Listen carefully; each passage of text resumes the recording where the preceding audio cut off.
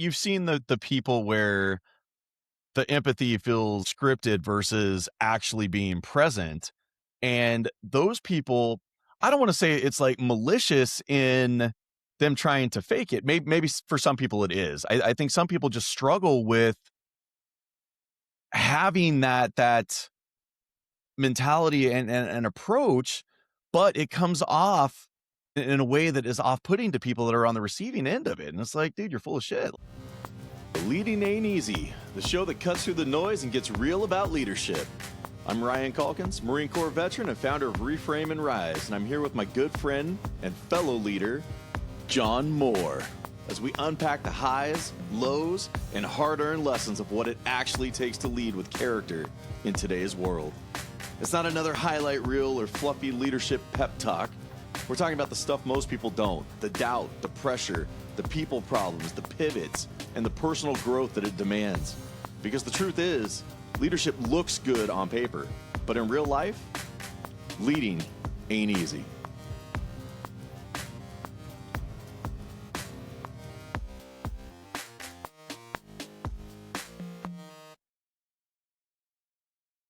Welcome back to Leading Ain't Easy. Today we wanted to talk about soft skills, and or at least the soft skills lie, and why empathy and emotional intelligence, or EQ, are actually the hardest skills to master. And they often get grouped into that bucket of soft skills, which implies that, you know, they're optional or easy or personality based. And we really wanted to touch on that, and on why they're not, and why they're so important to improving your leadership capabilities. And why not to go so to the point of personnel being so personal with personnel when you have to discipline or you have to give bad news? It's about being more real and more natural and more human than it is being false or some form of recorded format of it. I think that coming to those conclusions really help being more human than less than being human, if that makes sense.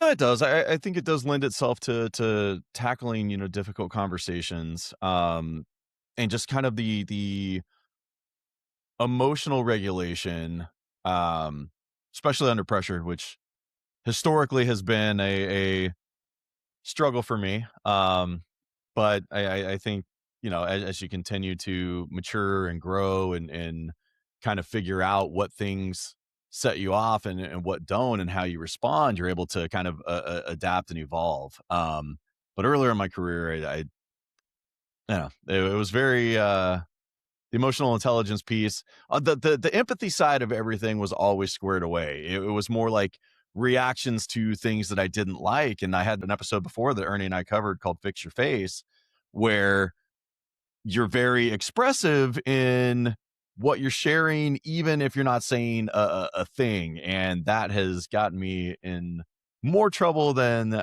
I, you know, care to rehash again. But it's one of those things where becoming more mature and cognizant of yourself really helps in evolving and building that emotional intelligence.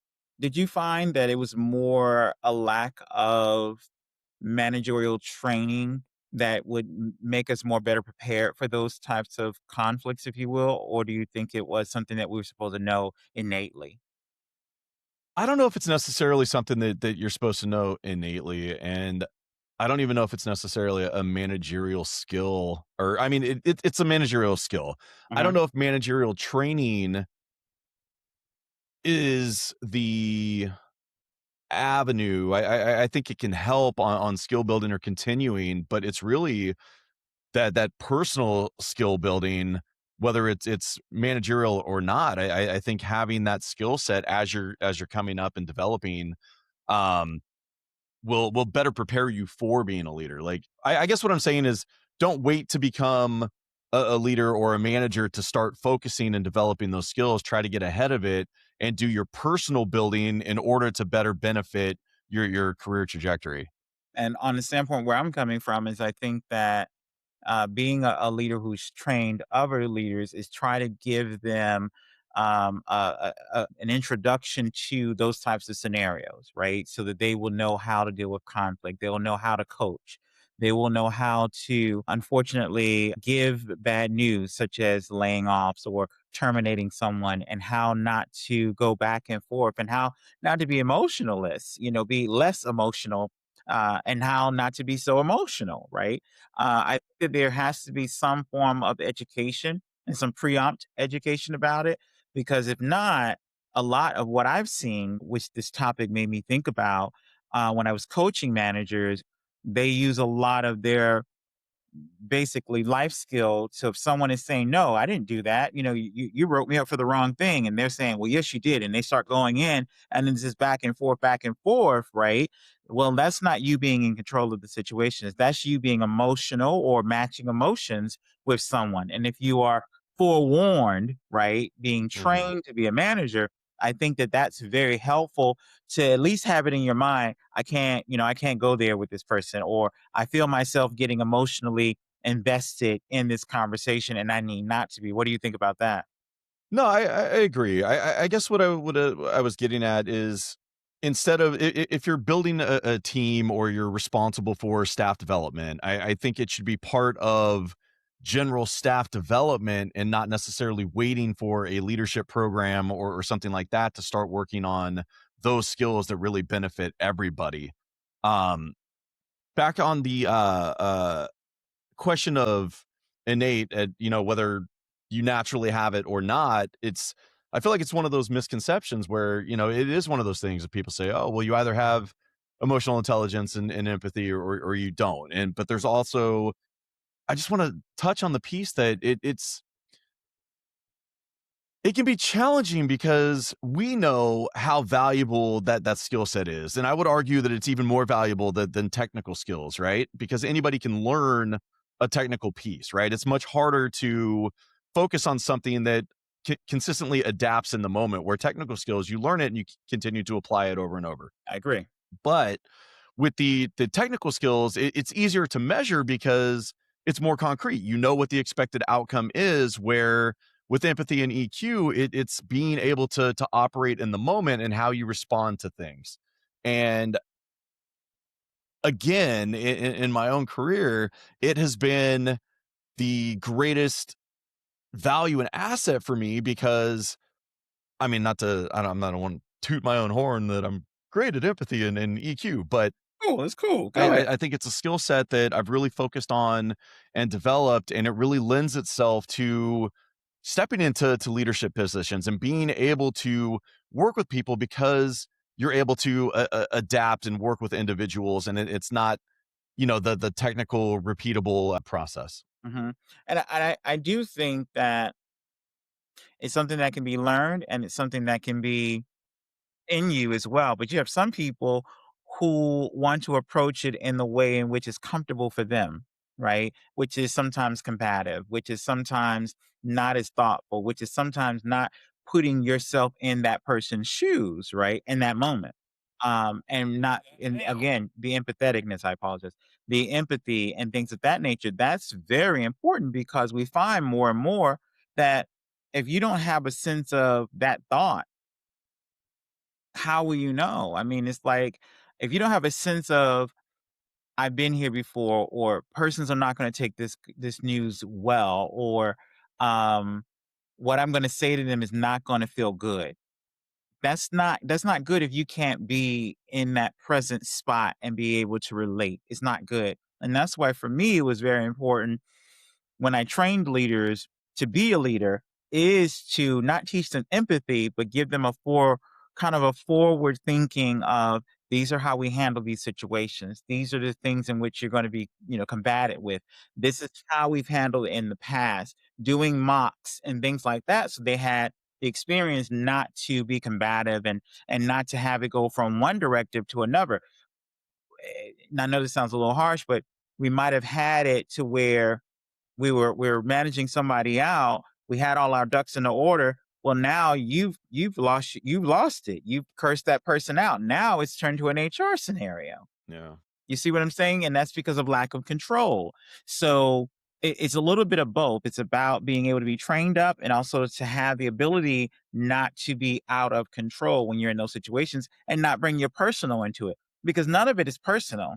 even if the employee is attacking you personally, it's not personal. It's a response to what you're telling them. It's a response to how they feel. And if you automatically take it personally, we've got to check again about you being in leadership, because everything is going to attack you some kind of way personally. You can't just always respond that way. That's fair. Hmm. I think you touched on, how things are historical, and I think it's also the idea of empathy and emotional intelligence as a strength in the workforce and everything else has also, it historically it has been put on the back burner because results are what drives everything, and people aren't necessarily rewarded for Hmm. behaviors, right? So I think I've always tried to change it in my positions of leadership and management authority to reward behaviors and the way that people treat each other, and the team building and the value that people bring beyond the numbers, because anybody can produce, right? If the motivation is there and the drive to do so. Um, for me, it's always like, I don't care if you can produce if you're a distraction to the team and what is happening. So I will sacrifice numbers, even if it hurts me, in terms of a bonus or whatever, to protect the unit and the production of everything that we're trying to accomplish. You, as you're talking, it makes me think about multiple times where I've come into an institution and they said, "Really, I want you to get rid of everybody and we want to start afresh." And my mind is always like, "No, I think we need to, because if we get everybody, we're going to be delayed for training for 90 days and we're not going to do anything. So if you let everybody go, look at the position it's going to put you in." But then I also think about when I have said and spoke up, like you're saying, and thought about not the bonus and thought about not all these other, attributes of production, and thought about the employee and how that also kicked me in the butt and slapped me in the back of my head as well. So you try to find your balance in both of those, and definitely moving forward, I've definitely found my balance, because being so catering to the employee has not always been in the best favor of the leadership. And then trying your best to be more catering to the business has not built it well with the, so it's like an odd positioning to be placed in. To me, you try to find your balance, but it's very hard because both of them have a strong ability on your impact, right? Yeah. Your future impact. And as I was talking before about emotional regulation, it's so important about being able to regulate your emotions when you're in these types of queries. And I think it does have a good component about how are we, River, taught to be the best that we can in being in leadership? And I refocus on that is because a lot of that's not being done. To be honest with you, been doing this for a number of years, close to over 30 years, and just watching people just be elevated, but not actually be trained in their elevation, not be properly mentored in their elevation. Just because they did good in sales, just because they did good in the numbers, oh, because they were a friend of somebody's, doesn't that mean they're going to be a good leader, right? Or know how to do leadership, things. And I find that training has been a misnomer, because a lot of companies don't want to waste the time in doing so. But then they have lawsuits on the back end, then they have HR issues on the back end, then they have all these other things that they contend with, and then it's like, so what do we do with that? No, it's true. And I've seen plenty of instances where, great technical performers fail as leaders because they are very good at the thing that they do.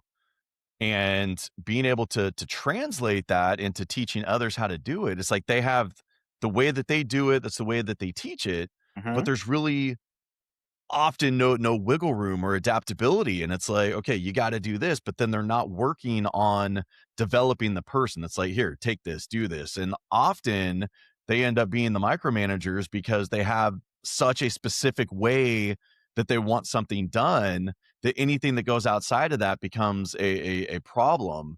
um and I don't know, it's been weird because I've seen the struggle there, but I've also, yes, there has been failure, and I've seen people crash and burn, and they never should have been in that position to begin with. But I've also seen it to where once they get the human element piece of it and they're able to build some of that EQ, I mean, they can take that foundational piece that they've already developed in mastering the technical piece and how to do that part of the business, bringing in another piece and, they just run. And it's also important to look at it from a standpoint of you were thinking about one way of it. I look at when you don't have the physical training and you're, like you said, a manager who is hovering, if you will, or micromanager. I look at it as to how we have burnout managers Mhm, where they don't know how to delegate. They don't know how to give up things to leaders, to excuse me, to their staff because they haven't been trained to do it, and then they don't know how to do it. So then they become burned out because they're doing everything. They can't invest in their staff. They don't feel secure about investing in their staff. So that means that we didn't hire right. So there's so many other bad parts about that too. We can be a micromanager in that same vein because of what you alluded to, but then we can be one who can be a burnout manager or burnt out manager mhm, because we don't know how to do the proper delegations. We didn't hire right, so we can have a staff that's self-sufficient or that we can feel like we can lean into them to get things done. That is an evil way of the coin, and that's why again, everyone is not meant to be leaders. And that's a key to really everything. Everyone is not means to be a leader. Yes, we can put them in certain roles or certain responsibilities, but leading a team, sometimes they could be a standalone leader where they lead and manage themselves. That's great. But leading a team is not for the weak at heart. You have to have emotional intelligence. You have to have balance. You have to not be able to be so one directional. You have to know how to delegate. You have to know how to have an invested team. You got to know all these different things. You got to be a therapist. You got to be a dad. You got to be all these different yeah. things. And that's not like we were talking about earlier. You have certain career values that they don't have that emotional intelligence to know how to spread themselves in those different ways. All they want to do is one thing. Give me one thing. My numbers. I'm done on it. I remember managing or training people. They were subject matter experts, and we wanted them to train other people. And all they knew was put the peg in the hole. Put the peg in the hole. It was almost like an assembly line mentality. Mhm. This is what I do every day. And then when we wanted them to train others or cross train, they didn't know how to because their mind was so one dimensional. This is all I do. Yeah. This is all I want to do, which no staff member should ever be in that. That's why we have to invest in them to know more and to gain more knowledge and really express why that knowledge is not only important to the business, but important to them because they become more valuable. They do. So, obviously, people want to promote because the prestige and the pay and everything else that comes with it, right? Exactly. So, if you're being proactive in trying to avoid certain situations, Uh-huh. where do you draw the limit at earning potential at a certain role, right? So say you are a technical expert in this area. Like, do I keep giving you raises because you don't necessarily want the managerial responsibility, or we both know that it's not great for you, but there's still a cap on that role, right? Or are you of the mindset where you can continue to provide raises because that person is so good at what they do that they could be making the same or more as the manager that is over them? Well, there's a little bit of both. I've had it to where the staff says, "Well, I don't want to be a manager. I'm making more than they make," and then you have the other side that is uh, built up by the movement in the salary.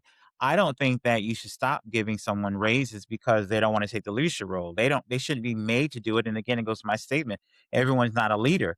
If I put someone in that role and they fail at it or have challenges at it, excuse me, they just don't do good at it, then I've set them up for failure. And I didn't listen, you know, and listening and communication is key to our leadership, right? Because if we don't listen and if we're not in tune to the fact that we know the limitations and the capabilities of our staff. Now, this happens a lot where someone is like, I need a manager, and they'll keep, well, I'll put more money to it. I'll put more money to it. Then when I put that person in that role and they don't do good in it, it's on you. And then when you have the staff come back at you saying, damn, he this and that and the third, it's like, oh. And then sometimes I've seen it. We had to pull that person out of that role that they should have never been in the first place. Right, and then that's a difficult move in itself, right? Yeah. So, but to answer your question, no, I definitely, and I've seen it. People have moved up, same role. Let's say they were engineer or whatever. And Mhm. we said, we really need to have a manager to do these projects, blah, blah, blah. And they said, really, that's not my forte. But why should I penalize them, right? Because they don't want to be a leader, but they're still doing the best of the job that we need them to do. I still want to give them the money because I think that they're worth it. But to your other point about is there going to be a cap? Well, with everything, there should be a cap based on where they are. So they would have to either come out of that and Mhm. go to another level one, level two, or whatever. And if they reach the plateau, well, you've reached the plateau of whatever that is. Or they go outside the company. But I think two things. One, either we elevate them in salary because they should be, or we elevate them in positions, right? So they can meet those different caps at that point in time as well. But no one should be penalized because they're not managerial material because we know everyone cannot be leaders. There has to be a balance. Right. I mean, I guess I've seen the staff making more than managerial in it's typically more in at least in my experience, it's been more unionized and the staff is hourly versus salary for management where they are able to make, up Time. to 2 times as much as Mhm. the manager. Because of over, In a right? in a corporate setting and what you're talking about, are you alluding more to they continue to promote or you create positions that allow an elevation without supervisory capacity and try to take it as high as you can? Absolutely. I've seen it in multiple ways. I've seen it where they managed themselves or they managed projects versus managed people, right? That was more their expertise to manage projects, whether it was an onboarding, whether it was an opening up a clinical center, whatever it may be. That was the leadership. They were in leadership in a sense, but they just didn't manage people, right? So you have that example. Go ahead. No, I was thinking about it. So I've had jobs where, I was a project manager Hmm. and I've seen it both where you have somebody that is strong in people skills and Hmm. then you have the strong technical, but even as a project manager, I mean, your entire job is managing people to get things done, right? And you can be great at delegating and you have your deadlines and your organization, but when it comes to, potential issues and having to, make hard decisions or contact a client to let them know, oh, this isn't going to be on time or budget or whatever it is. Sometimes they still seem to struggle a little bit more than the people that are, I want to say, more advanced in the empathy and EQ piece of management. But there's a difference there because you think about it, when someone's, let's say, a project manager, they don't have to get into the weeds of a lot of things.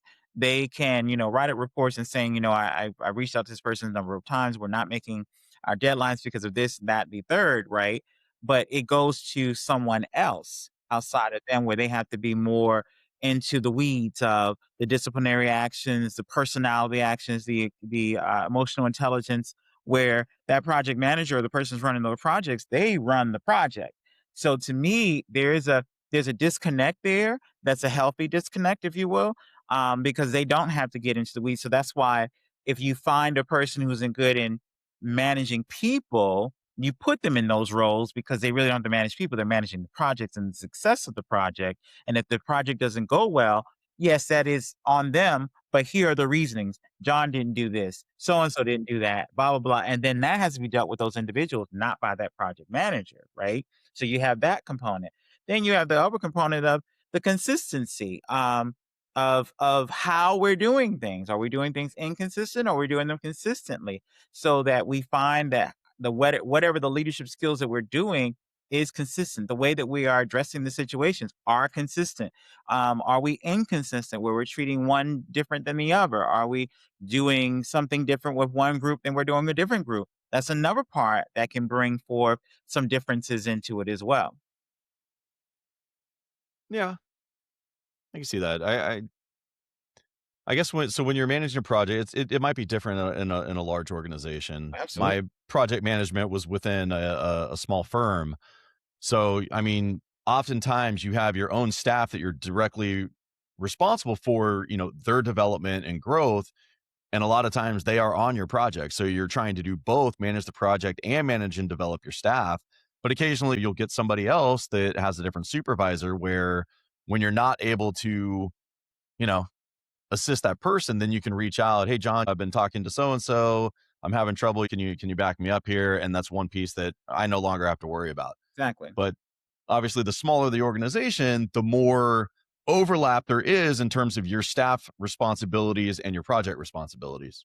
And then the larger, the more you feel more outsourced, you feel more consultant in house, if you will, Hmm. because you're not managing the persons in those teams, you're borrowing them or you're sub managing them, whatever we want to call it, so that we can get a project done. Whether it's again a go live or if we're opening up a clinic or whatever it may be, if we're adding new software, we are borrowing that staff for a period of time to get a project done. And I think that that's a good place where someone who is not based in emotional intelligence, knowing how to deal with communication with other people at a level that they're comfortable with, that's a Hmm. perfect situation to put them in. So we've kind of been hitting on empathy and emotional intelligence for Mhm. the entire episode. What skills do you think actually are required for emotional intelligence and building that skill set? Consistency is 100% on point there. You have to have a form of consistency as to how you go about it. You have to treat people the same across the board. You have to have a form of awareness. You have to have a consistent or precise way of communicating, right? You can't communicate with John differently than you communicate with Ryan, communicate with everyone in the same. So someone says, well, but John and Ryan are so different. Well, but the thing of it is, they're so different. But if I start to customize my communication with them, then it comes to the favoritism, or then it comes to I don't like the way he talks to me, and then everyone says, "Well, he said the same thing to me, but I'm good with it." So it's those types of things, and many others. It's regulating your emotions, not allowing yourself to be so again involved or vested in the outcome of, let's say, challenging a challenging situation, terminating someone, giving someone bad news. You can't be so invested to where you're so, what is the outcome going to be? Are they going to still like me? Is this going to be a drop down, fight? Well, we can't get into all those things because if we're measured, if we're consistent, if we know how to communicate precisely, we won't lose. We won't lose at all. And so those techniques are very important to make sure that we're incorporating, I think. So with the awareness piece that you Mhm, touched on, you're mhm. talking both self-awareness in how you conduct yourself and how you manage everything, but also situational awareness and being able to operate within the group. But you also mentioned not tailoring conversation to individuals, but isn't that part of what is necessary? Because you mentioned you and I could be completely different, right? The one thing we have in common is this project, and we have deliverables that we're responsible for, but how you get there and how I get there could be completely different. So Mhm. can't you embrace that and lean into it without while also avoiding favoritism? Because it's not like I'm giving you leeway that I wouldn't give to me, or somebody else wouldn't give to me, but it's like I'm allowing you to operate within a certain, boundary with a set expectation where I have the same set expectation, but maybe my approach to get there is a little bit different. That could work as well, but then you also have to be very mindful because where I would think you wanna have a set form of a conversation that's consistent is your delivery. Right? Okay. How I deliver the bad news. I'm not going to deliver bad news like, oh, you're going to get fired today. No, of course, God forbid someone does that. That there should be a set way of disciplines as to how you are going to approach things, whether good or bad, right? I Hmm. think, yes, in that format, it needs to be consistent. I think if you know the person's, to what you're alluding to, their work ethic, their approach, that yes, you can kind of go there with them but not to the point because I think if you remember we talked in previous episodes. I think it was Ernie and yourself. We all were together about how we could the family one. You remember we were talking about the family and how people can have that mind of family, and then we're talking about a bad situation, and they're like, "Well, I thought we were family," and now now you're trying to go all in this kind of a vein. It kind of it puts you into a kind of a quandary in a bit. So either we come out flat and we're consistent with our tone and tonality and our approach and our delivery. But another thing about awareness you made me think about is reading the room. And that's also how you should kinda gauge your approach too. If you see someone's already looking nervous, if you see someone is already anticipating the bad news or saying, "Am I gonna get fired?" That's the first thing they say, you're gonna have to your point, I'm gonna have to calm them down. I'm gonna have to kinda bring them back to a level of, "No, we're doing these things," or whatever. So, yes, a little bit of what you're saying, you're correct, but also there's gonna have to be some set we will boundaries of how we communicate with people so that you stay out of the emotional realm and you Mhm. stay more poised to the business, if that makes sense.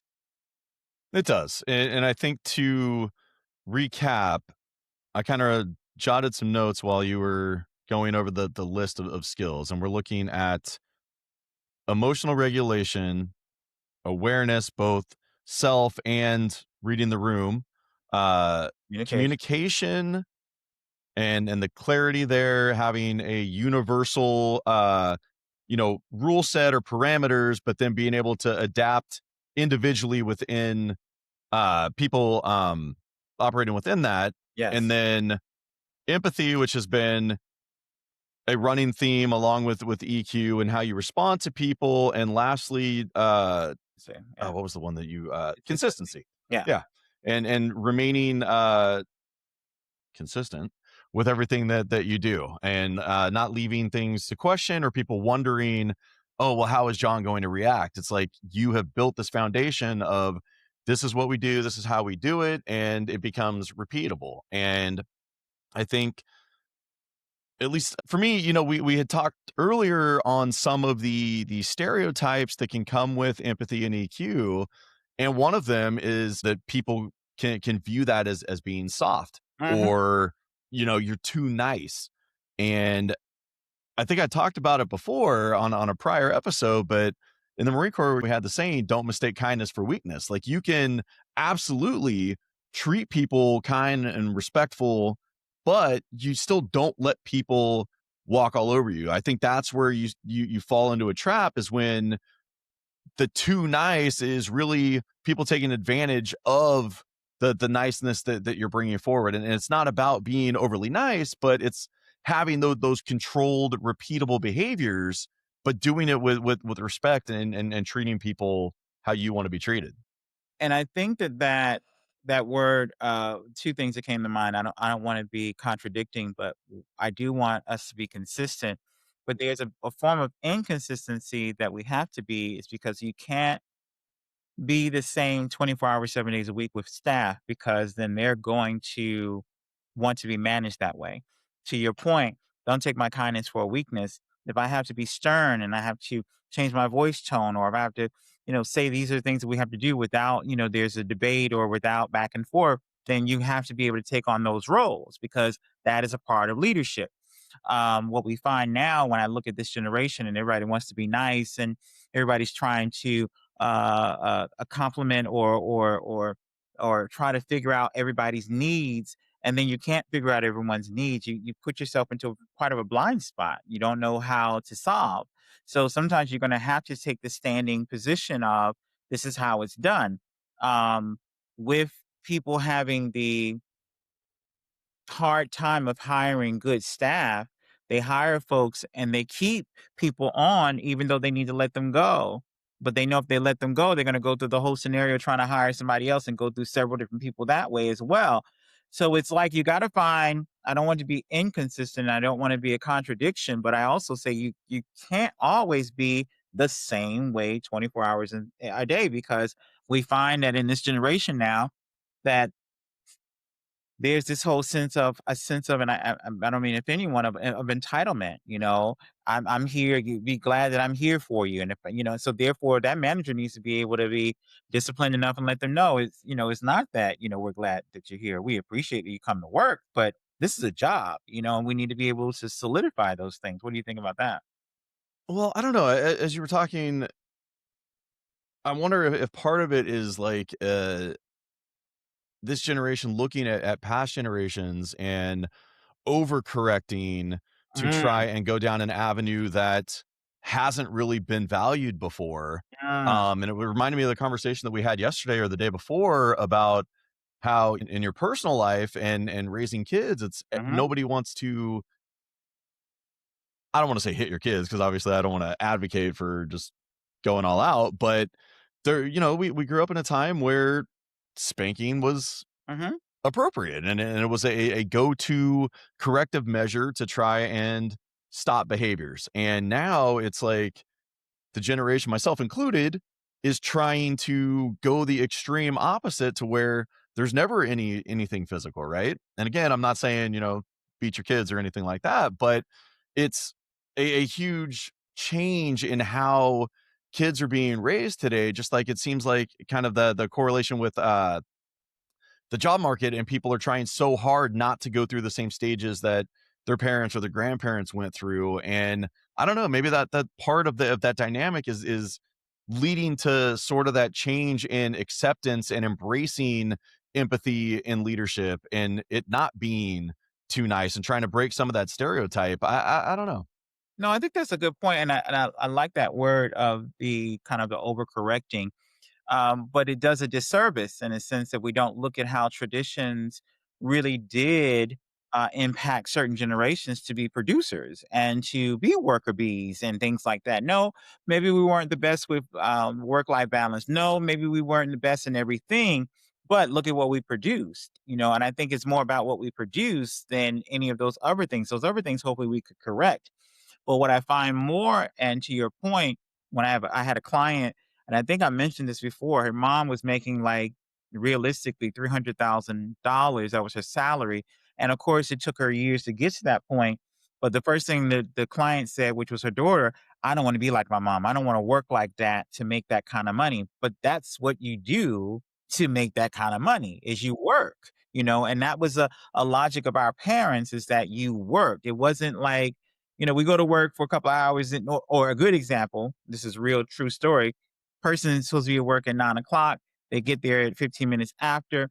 They do a 5 minute break. Excuse me, do a 5 minute cigarette break at 9:20, 9:30. They're now chatting up with their friends by 10 o'clock. They're taking their 15-minute break. That's where we are today, Yeah. where work is not of the importance that it used to be. And there's a lot, there I can get why.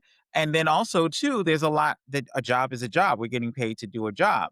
And I think that to your point, I think we've gone to the extreme to try to course correct and not try to find the balance as to what traditions really worked and Mhm. what we could do new and different today. Because there's no world that tradition and history does not equate to what we do now. We will learn from it. We gain wisdom from it. It was knowledge from it. There was something from our history that is still was of some form of fostering in our today's world. No, yeah, I agree. I think, I don't know if you've taken your Clifton Strengths assessment or not, but Yeah. empathy is in my top 5, and just being self-aware has always been a blessing and a curse, and I think it's one of those things where maybe historically it has been easier for people to avoid that avenue because it starts to expose things about yourself, and blind spots that you have. And you mentioned the awareness piece. It hinges on self-awareness. Like, Mhm. how can you apply EQ and everything else to staff that you're trying to develop when you don't even apply it to yourself, or you're unaware of your own flaws? And it's funny you say that because my example of it was I saw so much of, and forgive the word, poor management Mhm. I wanted to be a different manager from what I saw was bad. And so I wanted to come in, and I think I've said this before as well, loving on my staff, investing in my staff, showing my staff I'm a good person. And that bit me in the butt. So then I said, okay, I have to be more balanced because maybe that's not appreciated, or maybe that's not where they came from. And it was a hard pill to swallow because I knew where I was coming from, and I had had numbers of years behind me to observe management and management styles, and I thought I want to bring something different. And when I brought it different, it wasn't adapted too well because maybe they were used to the crack and whip and I'm coming in, hey, here's a Danish, here's a cup of coffee. You know what I'm saying? So I want a Danish. yeah, right. Give me my cinnamon roll, give me my cup of tea. But some people are not accustomed to that.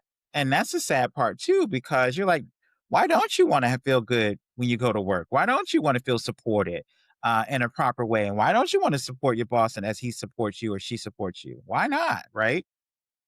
Because sometimes it's almost like that abuse syndrome. You get abused so much that you don't know anything different. Well, true. I mean, it also it takes longer to build that skill set. You know, we talked about the technical piece, and you can always become more efficient. You know, you can find shortcuts and ways to do things, but there is no shortcut for building the ability to communicate and relate with people and have that sense of empathy and how you operate. And it takes practice to and like I said, the self-awareness to know how you respond under pressure, because you and I could talk like this all day long, and this is the same way that I'll be with anybody else that I have a conversation with, but it's also stress-free. You know, when things start to become chaotic, Then then your temperament and everything else becomes shorter and shorter, and your patience and how you snap and respond to things. You know, people sometimes talk about that being your character, and I don't think that's your character at all. I think the way you normally carry yourself is your character, but your reactions to things absolutely can affect how people view your character or respond to you. And that does take practice. I don't think anybody is just born self-regulating. Like it's a learned thing that learn I or mean, I still struggle with sometimes. And like things that I thought that I was over, I have a 2 and a 4-year old, and it is like learning all over again how to self-regulate, because the last thing that I want to do is have them see it and start to mirror what I'm doing and think that that's a normal behavior. And I got to say, like trying to manage kids is it's harder than managing people, because you know, adults know right from wrong, and they can patience. cognitively just Mhm. put things together, where with a kid, Children they have don't. no idea. Uh-uh. Like, they're acting like little a-holes. They're amazing 2 and 4-year-olds, but at the same time, it's like, "Man, you guys suck sometimes." Exactly. And I think the reality of that is good to be realistic because nothing nor is everything perfect. But I want to go back to your other statement about um I want to call it the conscious behavior of having empathy. It is learned and it's taught and it's observed. It's three. Is a learned behavior, hopefully within the home. That's where we first should get it. Then it could be taught in life through observation. And then again, from just physically observing it, right? And when I'm talking about in work and observation, you see, how different people interact. You see different things. Hopefully, you're in a modern city where you're getting on, you're walking, you're getting on public transportation, you're riding your bike, you're seeing interactions, you're seeing different things. That's teaching you. You're seeing movies, it's teaching you, right? So it's like 3 forms of it that's available for you to get it. If you choose not to get it, that's one thing, but if you choose to embrace it, it's another. And I think that it's very important from a leadership standpoint to have it not only regulated, also have it balanced. Because if you don't Right. regulate it to the point where you can self-regulate, like you were alluding to, well, you're doing yourself a disservice in being leadership because things are going to go awry. Like you said, my tone can change because I'm now frustrated. Anything could happen, and you need to know how to regulate. But also, too, you can be a human being. Right. So, okay, but I mean, you've seen the people where the empathy feels scripted versus actually being present. And those people, I don't wanna say it's, like, malicious in them trying to fake it. Maybe for some people it is. I think some people just struggle with having that mentality and approach, but it comes off in a way that is off-putting to people that are on the receiving end of it, and it's like, "Dude, you're full of shit." Like, Well, what would be your, I guess, advice or guidance for people that want to be empathetic or have that kind of relationship piece of it without, like, how do you practice empathy is what I'm saying. well, I can't say there's a way of practicing of it. I think it's either you want to do it, or you don't want to do it, and then you implement it. The other thing you were saying that made me think about on the empathy side, it's less of a practice. I think it's more of a being, being empathetic, right? And it's more of socially being less socially inept, or are you socially inept? Because that's where it makes it hard. It makes it scripted because you feel so uncomfortable. So now you think this is the best way to do it is to read the script, right? So if you're socially inept, I can see that happening, right? So that means that you need to first identify that about yourself. If you don't have those social skills that knows how to interact on different and every emotional tier of level, well, first we have to impact that. We have to first unpack and impact that first, right? Then after that, we have to have a wanting. I have a client right now. She doesn't really have a wanting to be that. It's more of it's my way or the highway, right? So when you have that, well, then that's a block that you have to figure out where does that come from? Is that childhood? Is that past experiences? Is that a learned behavior? Is that a parent type or is that a child type behavior that was taught and then carried down from generations? So there's different ways of how this could go, but I don't necessarily think that you can quote unquote learn empathy. And if you did, it would be based upon someone else's experience and not your very own. For me, I was a kid that can watch a Lifetime movie and I start crying, or a Hallmark movie and I start crying because I connected, right? That's something that's here. It's in the spirit. It's in us, right? And you have some people that that's not them, so we got to figure out other ways that we can tap into that as well. What do you think about that? Well, with the movies that produced tears in childhood, Mhm. the only 2 that ever got me was E.T. when he turned white, and I thought he was gonna die, Mhm. and then, Field of Dreams where he finally gets to play catch with his dad at the end because, I didn't have my dad around until, like, later in life, and, it was just one of those things that always, like, choked me up.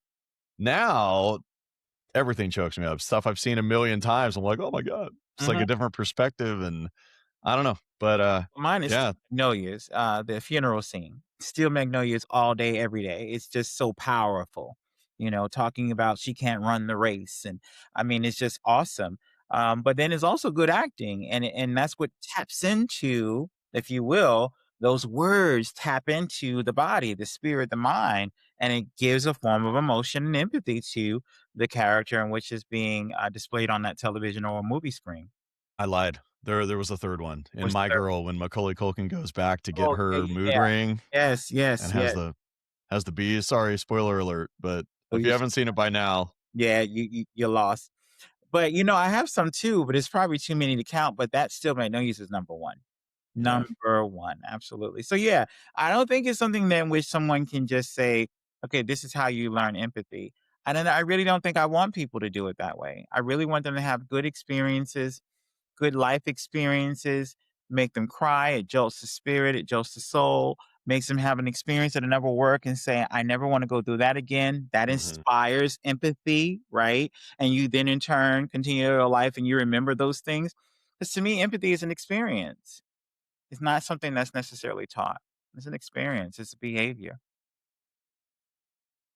So I mean, I guess the only way for people to develop it is becoming it's part of that awareness, that Mhm. self-awareness and being comfortable sharing and giving more of yourself and being Open vulnerable to to those what they're, experiences. other people's, receiving and responses, and knowing that Some people are going to embrace it. Some people it's going to be off-putting, but you give with the hope that other people will give back, right? Absolutely. Absolutely. You think about people who have death situations. They are so uncomfortable with it. And then you have some people that are very, very comfortable with it. So it just all depends on the individual. But you have to first figure out, who are you? Are you an empathetic person? Are you one who can get into your feelings? Are you one that can think outside of yourself? Mhm. Right? If you only think about self, you're only worried about yourself, well, you're going to check yourself and identify where's your empathy levels. Yeah, that makes sense. Yeah. I guess for our listeners, I would pose a question of which of the skills that we have talked about do you find yourself avoiding because they're uncomfortable? Mm, And, do you find yourself relying on technical ability to really compensate for some of those relational gaps that you may have? uh-huh. And also being able to find the realism in oneself of, do I want to be? That's something else that our society deals with a lot of the times, is wanting to be open, wanting to be empathetic. I know that sounds crazy when we think about human beings, but you have some people that are so closed that they like being the way that they are. But I always ask them, how's that working for you? How Mhm. does that work in your relationships? How's that working in the work? If we're not empathetic, empathy is something that is very overlapping in almost every part of our lives in some way, shape, or form. Yeah. Yeah. Good times. Good times. Well, if you liked anything that we've talked about, please please comment. We'd love to be able to communicate back, tell people that are aspiring leaders or currently in leadership positions that the show exists, share, and until next time, leading ain't easy. But you don't have to do it alone. Thanks for tuning in to Leading Ain't Easy. If something in today's episode resonated, please do us a favor and share it with someone else who leads or aspires to lead. Because honestly, none of us have this figured out, but we can all get better together. If you're a leader or professional feeling quietly stuck in your career, visit reframerise.com. It's a career and leadership coaching firm where I work with veterans and other high achievers to realign their work and lead with purpose. Again, that's reframerise.com. And if you're looking for leadership tools, training, or support for your transportation department, check out Bus Pro Network, where Ernie helps school transportation leaders across California build safer, stronger teams. Please subscribe wherever you listen, leave a review, and let us know what topics you'd like us to tackle in the future. And remember, leading ain't easy, but you don't have to do it alone.